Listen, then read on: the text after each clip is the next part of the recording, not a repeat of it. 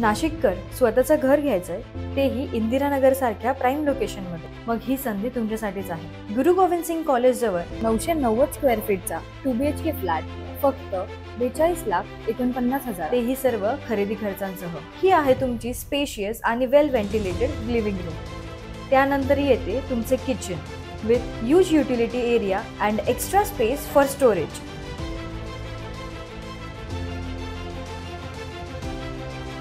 त्यानंतर आहे common washroom आणि हा आहे तुमचा first bedroom with attach balcony.